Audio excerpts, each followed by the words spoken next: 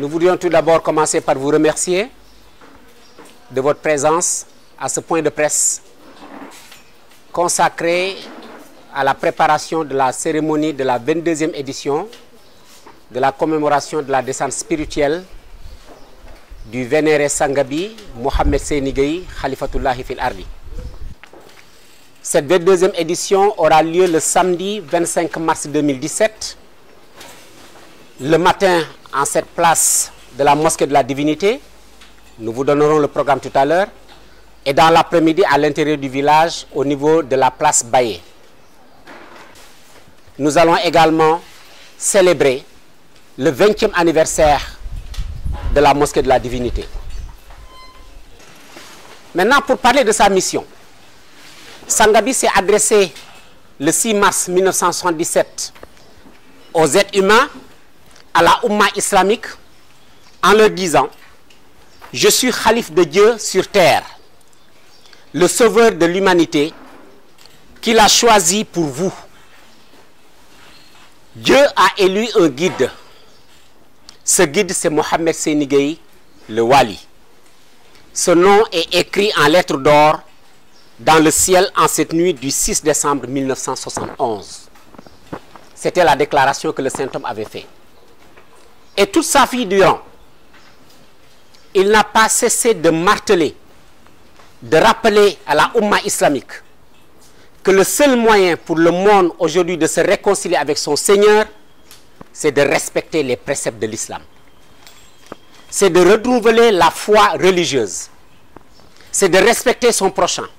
Donc je pense que nous devons reconsidérer nos comportements, asseoir nos valeurs islamiques pour s'assurer définitivement que Allah, le Seigneur Tout-Puissant, nous a tendu la main et que nous répondrons à cette invitation.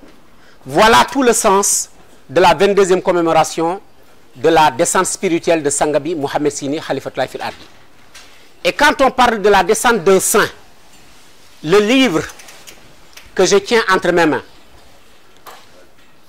il a été écrit de la plume de Sangabi. Bien entendu avec le modernisme, retranscrit et imprimé, donc suivant une version qui est beaucoup plus lisible. Mais tout le contenu de ce livre, ce sont les propos de Maulana Mohamed Seyni Khalifatullahi fil Ardi, de son passage avec son Seigneur, des révélations qu'il a eues provenant de son Seigneur. Raison pour laquelle, vous l'avez vu, c'est intitulé La vie spirituelle de Mohamed Seyni Gueye, Khalif de Dieu sur terre.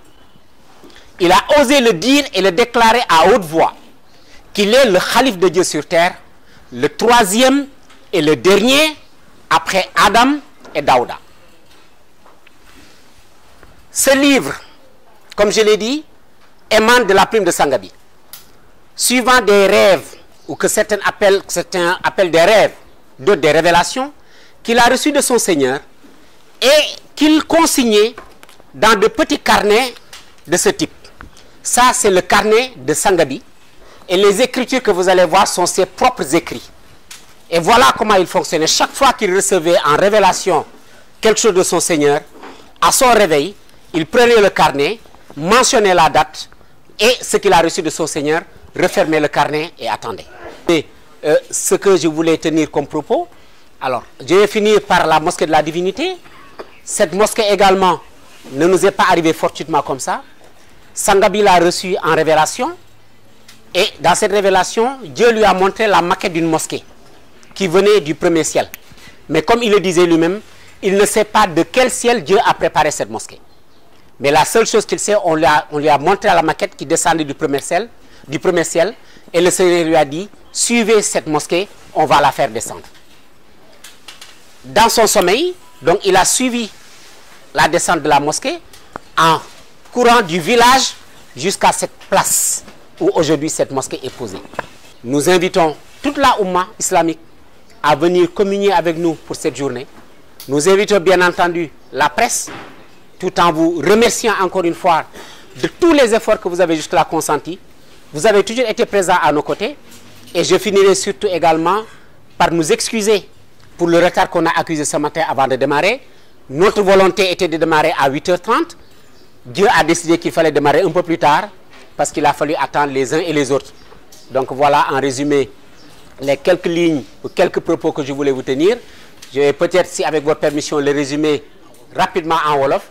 Comme ça, cela permettra peut-être d'avoir un peu plus d'informations.